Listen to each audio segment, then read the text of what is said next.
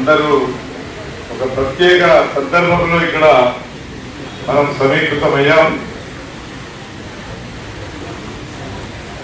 రెండు న్యూ డెమోక్రసీలు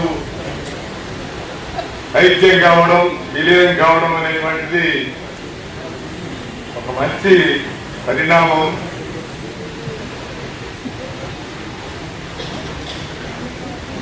ఇప్పుడే వెంకటరామయ్య గారు ప్రకటించారు, ఇక ఒకటే న్యూ డెమోక్రసీ అనేటువంటిది, ఇక రెండు అనేటువంటి చర్చ మనం తీసేయాలి. ఇక మనకున్న సమస్య ఏమిటంటే ఐక్యత చీలికల పర్వంలో నడుస్తుంది. సారాంశంలో ఐక్యత అయితే బాగానే ఉంటుంది, చీలికలే మాకు అవసరం లేదు. నేను 3 ఐక్యతలు చూశాను, 8 చీలికలు చూశానండి నా జీవిత కాలంలో. అందుకే నేను అభిప్రాయపడేది ఏంటంటే రివిజనిజం మీద పోరాటం అనేటువంటిది చేసేటువంటి ఒక రాజకీయ ప్రక్రియలో 69, 64, 70 మధ్యన 69 ఒక కీలకమైనటువంటిది AICCCR. ఈ AICCCR అనేటువంటి దేశంలో ఉన్నటువంటి భిన్నమైనటువంటి కమ్యూనిస్టు విప్లవకారులను ఒక ప్లాట్ఫారం మీదకి తీసుకురావడంలో స్పష్టంగా విఫలమైంది అనేటువంటిది ఇక్కడ సూటిగా మనం ఆలోచించే అంశం. కానీ కాంట్రడిక్షన్ అంటే 2 అంశాలు, అందరూ చేరడము, చేరకపోవడం, 2 తప్పే. ఈ వైరుధ్యం మనం సమీక్ష చేసేటప్పుడు ప్రధానమైనటువంటి కారణాన్ని చెప్పి అప్రధానమైన కారణాన్ని తప్పించుకుంటాం. ఈ జబ్బు కమ్యూనిస్టు విప్లవకారులకు 55 సంవత్సరాల్లో ఉన్నది. ఈ 55 సంవత్సరాల్లో ఉన్నటువంటి ఈ జబ్బును వదలాలి. ఫస్ట్ ఈ 2 కంట్రడిక్షన్ అంటే, వైరుధ్యం అంటే 2 అంశాలు, పదార్థం అంటే 2 అంశాలు. కలుపుకోకపోవడము, కలియకపోవడం 2 తప్పే. కానీ ప్రధాన కారణం అనే కారణించి 2వ కారణం అయినటువంటి వాళ్ళు చేయాల్సినటువంటి మ్యాక్సిమం ప్రయత్నాలు మరిచిపోయినట్టయితే, వదిలివేసినట్టయితే, ఇగ్నోర్ చేస్తే అది కూడా తప్పిదనే అవుతుంది.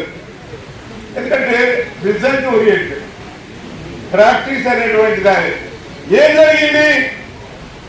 2 పాయలు ఖాయమైంది, స్ప్లింట్ గ్రూప్స్ ఖాయమయ్యాయి.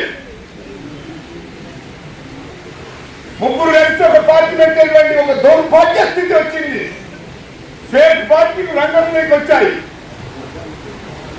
అంటే మనం అనుసరించిన పద్ధతి వలన 2 పాయలు, ఈ 2 పాయలు అనేటువంటి కాన్సెప్ట్ యొక్క చట్టబద్ధత, 50 సంవత్సరాల చట్టబద్ధత, వాళ్ళ డీజనరేషన్ ఎన్ని రకాలుగా ఉన్నది అని ఆలోచిస్తే, అందులోకి వెళితే అది మైక్రోలే కానీ లేక స్కానింగ్ లోకి పోయి మనం వెళ్ళినట్టయితే చాలా భయంకరమైనటువంటి స్థితిని చాలా ఎదుర్కొంటుంది.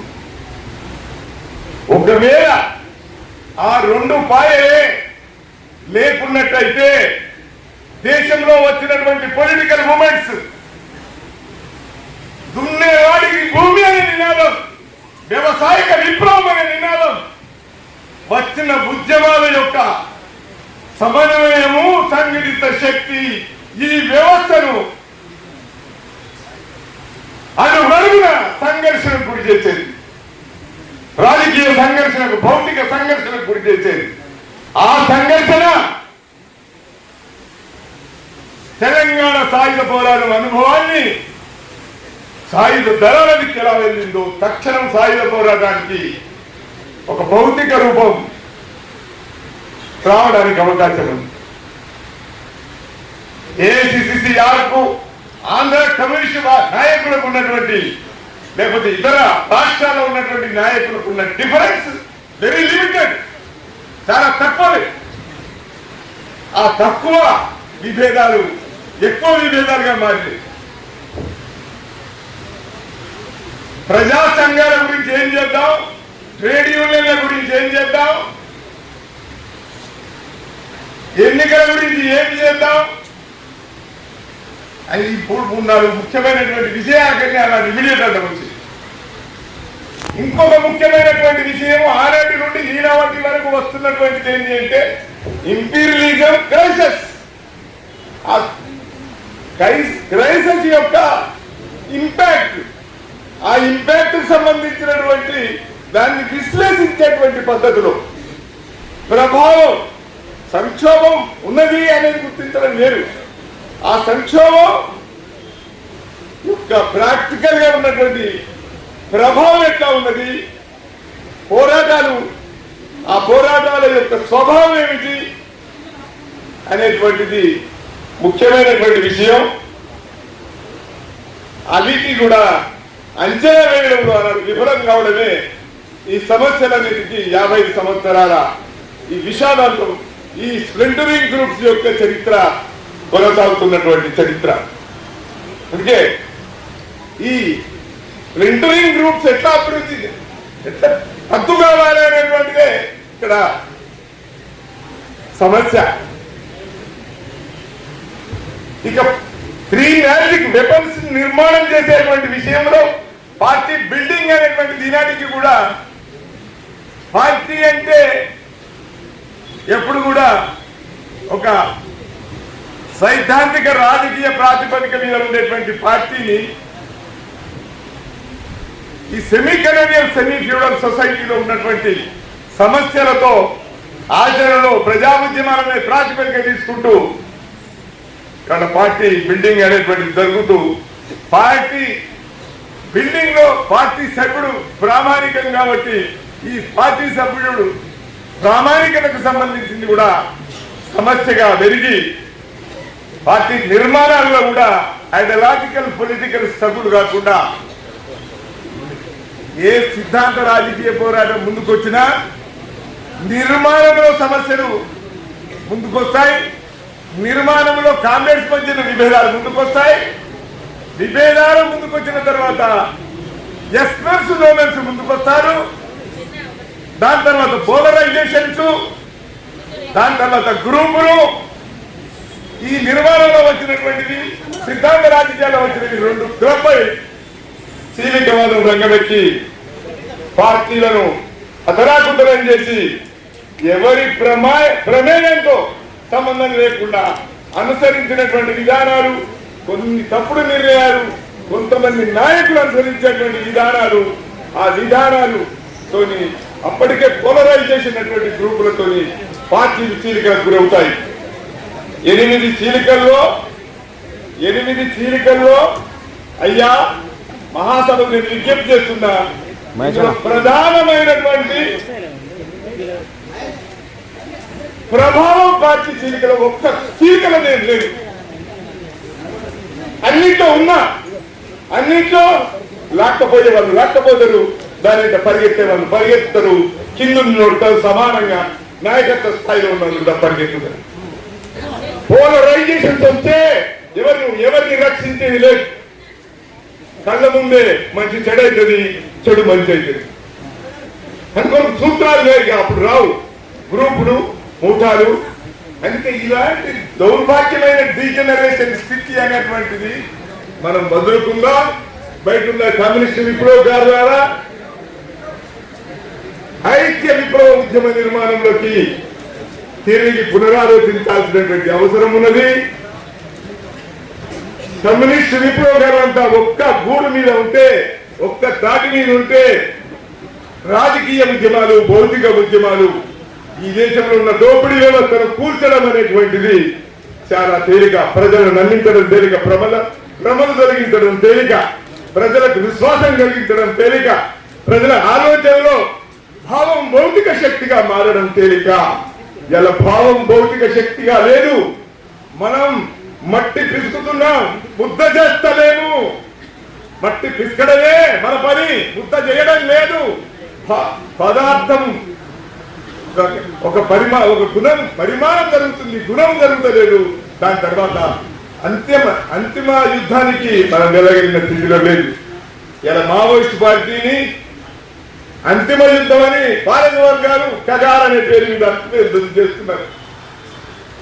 మనం అంతిమ యుద్ధం వరకు వెళ్ళిన పరిస్థితి లేదు. మనం ఆందోళన ఉద్యమాలు, ప్రతిఘటన ఉద్యమాలు, ప్రతిఘటన ఒక దశ కాదు, దిశ కాదు. 1981లో ప్రతిఘటన పోరాటం అనేటువంటి సూత్రీకరణ కరీంనగర్ జిల్లాలోనే జిల్లా కమిటీ ముందే ప్రతిపాదన జరిగింది. ప్రతిఘటన అనేటువంటిది ఒక రాజకీయ అవగాహన, అది దశ కాదు, ఒక దిశ మాత్రమే. దిశ పర్మనెంట్ దిశ కాదు, ఒక స్టెప్ ఫార్వర్డ్ కు సంబంధించినటువంటి దిశ. ప్రతిఘటన భూస్వాములు, దోపిడీ వర్గాలకు వ్యతిరేకంగా పొలిటికల్ క్లాస్ ఎన్నిక వ్యతిరేకంగా వర్గ పోరాటం, ప్రభుత్వ వ్యతిరేకంగా పోలీసు వ్యతిరేకంగా రాజకీయ పోరాటం, రెండింటి జోడించడమే ఆ ప్రతిఘటన పోరాటంలో ఉన్నటువంటి స్వభావం. అందుకొరకు కొంత దూరం ప్రయాణం చేసినాక ఒక ఆయన ప్రతిఘటన పోరాటం రీజనిజం నినాదం ఇచ్చాడు.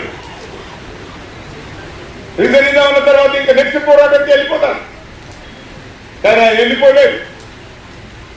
ఇంకొక ఆయన ప్రతిఘటన పోరాటం అనే మాట్లాడాడు. కానీ పార్టీ ఫంక్షనింగ్ లో ఇవాళ పార్టీ ఫంక్షనింగ్ లో మహానాయకులకు కూడా తప్పులు చేశారు. పార్టీలో మనం తప్పులు చేస్తాం, మహానాయకులమై తప్పులు చేస్తే మనకు మినహాయింపు ఉండాలి. మనకు ఎంక్వైరీ కమిషన్లు ఉండద్దు, మనకు విచారణలు ఉండద్దు, మన జవాబుదారితనం ఉండద్దు అని దుకాణాలు ఎత్తేసుకునేటువంటి పరిస్థితి సృష్టించినటువంటి వాళ్ళే, మహామహా సిద్ధాంతాలు చెప్తున్నటువంటి వాళ్ళే, మహామహా నాయకులైనటువంటి వాళ్ళే, చరిత్రలో విగ్రహాలు ప్రతిష్ఠించుకున్నటువంటి వాళ్ళే ఇలాంటి పరిస్థితి ఉన్నది. అందుకొరకు వాళ్ళు అమరులవుతున్నారు, కానీ చరిత్రలో ఒక వంక కూడా పెట్టుకుంటుపోతున్నారు. గొప్ప నాయకులే. అందుకొరకు కమ్యూనిస్టు సిద్ధాంతంలో పార్టీ సభ్యుడంటే ఏమిటి, నాయకుడంటే ఏమిటి, నిర్మాణ బంధాలు ఇవన్నీ ఉన్నాయి. ఇవన్నిటిని మనం తూచా తప్పక పాటిస్తున్నామా? ఈ దేశంలో వర్గ సమాజంలో, భారతదేశంలో వర్గం ఉన్నది, మతం ఉన్నది, మహిళా కోణం ఉన్నది, అస్తిత్వాలు ఉన్నాయి. అస్తిత్వాలను కూడా అధిగమించేటట్టుగా కమ్యూనిస్ట్ పార్టీ సభ్యత్వం ఉందా? మనం మాట్లాడతాం, డీక్లాసిఫై కావాలంటాం, డీక్యాసిఫై కావాలంటాం, డీ జెండర్ కావాలని అంటాం. ఇవాళ ఇన్ని కుటుంబాలు ఇక్కడికి వచ్చి మనం విప్లవోద్యమం గురించి మాట్లాడుతున్నాం. సనాతన ధర్మంతో సంబంధం లేకుండా ఏ కుటుంబమైనా ఉన్నదా? హిందుత్వం గురించి బాగా చెప్తున్నాం, ఆర్ఎస్ఎస్ భావాచారం గురించి బాగా చెప్తున్నాం. ఈ ఆర్ఎస్ఎస్ పార్టీ, బీజేపీ పార్టీ ఈ దేశానికి ప్రమాదం అంటున్నాం. మౌలికంగా అదే ప్రధానమైనటువంటిది. మరి ఆర్ఎస్ఎస్ భావాచారం ఏ రూపంలో మన ఇంటికాడ ఉన్నది, మన కుటుంబానికి ఉన్నది. మరి వాటిని ఎట్లా ఫైట్ అవుట్ చేస్తాం? వాటికి వ్యతిరేకంగా మన పోరాటం ఏంటి? సనాతన ధర్మానికి వ్యతిరేకంగా పోరాటం ఏంటి? ఈ దేశంలో కారంచెడు రాకముందు, చుండూరు రాకముందు కులం గురించి కమ్యూనిస్ట్ విప్లవకారు ఏం భావించారు, ఇవాళ ఏం భావిస్తున్నాం? ఈనాటికి ఆచరణాత్మకంగా వర్గం, కులం ఈ రెండింటిని జోడించి మనం పోరాటం చేయడంలో ఎందుకు విఫలమవుతున్నాం? ఈ ప్రశ్న వేసుకున్నాం. హిందుత్వాన్ని ఓడించాలంటే మనువాదాన్ని ఓడించాలి, బ్రాహ్మణీయ వాదాన్ని ఓడించాలి.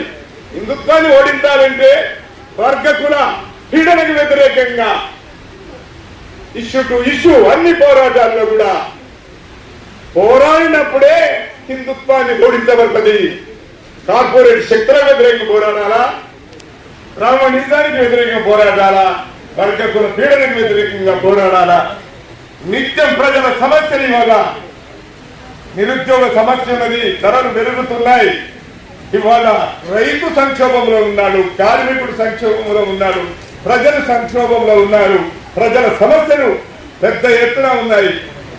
కానీ భారతదేశంలో బూర్జా రాజకీయ శక్తుల వెనుక, వాళ్ళ పార్టీల వెనుక ప్రజలు వెళ్తున్నారంటే భ్రమంలో ఉన్నారు. పార్లమెంటరీ పార్టీల వెనుక భ్రమంలో ఉన్నారు. ఇన్ని ఎన్నికలు జరిగితే భ్రమలను తొలగించగలిగినామా? రివిజనిజాన్ని ఓడించగలిగామా? ఎన్నికల పార్లమెంటరీ భ్రమను ఓడించగలిగినామా? మరి ప్రజల చైతన్యాన్ని ఎట్లా అంచనా కడుతున్నాం? వాళ్ళ ప్రతిఘటన శక్తిని ఎట్లా అంచనా కడుతున్నాం? అందుకొరకు ఇవన్నీ కూడా ప్రశ్నలు ఎజెండాగా ఉన్నాయి. ఇవన్నిట్లో కూడా వైవిధ్యాలు ఉన్నాయి, వేరు అభిప్రాయాలు ఉన్నాయి. ఇవన్నిటి మీద కూడా ప్రజలను సమీకరణ అనేటువంటి ప్రజల దగ్గరికి వెళ్ళడం అనేటువంటిది ఇవాళ తగ్గింది. చిట్టుపాటి గారు అన్నట్టు ప్రజల దగ్గరికి వెళ్ళడం తగ్గింది. ప్రజల దగ్గరికి వెళ్ళాలి అని అంటే కొన్ని ప్రశ్నలు ఉన్నాయి. మీరెందుకు చీలిపోతున్నారు? దానికి జవాబు చెప్పగలిగితే మన దగ్గర సమాధానం లేదు. సిద్ధాంత రాజకీయ కారణాలని చెప్తాం, నిర్మాణ కారణాలని చెప్తాం, నడదూరల గురించి మార్క్సిజం సిద్ధాంతం నుంచి వచ్చినటువంటి సిద్ధాంతాలు అతివాదం అంటాం, మితవాదం అంటాం, పెడదోరని రివిజనిజం అంటాం.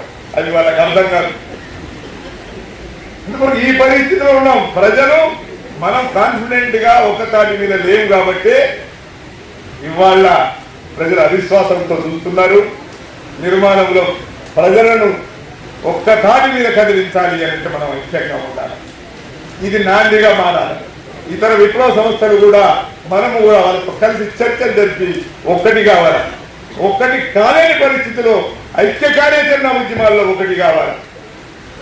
వర్గ శత్రులతో, రివిజనిస్టులతో, నయా రివిజనిస్టులతో కాదు మనం ఐక్యం కావాల్సింది. పోరాట శక్తులతో ఐక్యం కావాల్సిన అవసరం ఉంది.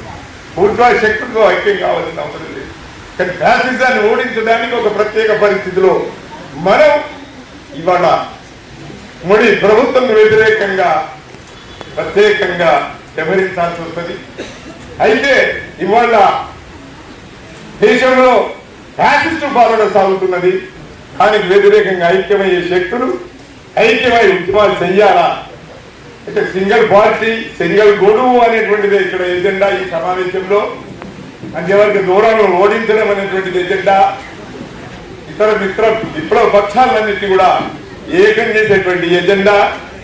మన ఉత్సాహం, మన ఊపిరి, మన ఆలోచన, మన ఆవేశం బయట ఉన్న నిరాశను తొలగించడం, ప్రజల నిరాశను తొలగించడం, ప్రజలలో ఒక నూతన ఆలోచనను కలిగించి నూతన ఒరవడితో మనం పనిచేయాలి, ప్రజల జీవితాలను మార్చాలి.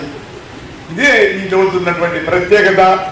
ఈ రోజు ఈ కర్తవ్యాన్ని మనం ఈ లెసన్ తీసుకొని, ఈ కర్తవ్యాన్ని తీసుకొని ముందుకు సాగాలని, దానిలో ముందుంటామనేటువంటిది మీకు విజ్ఞప్తి చేస్తూ నేను ముగిస్తున్నాను.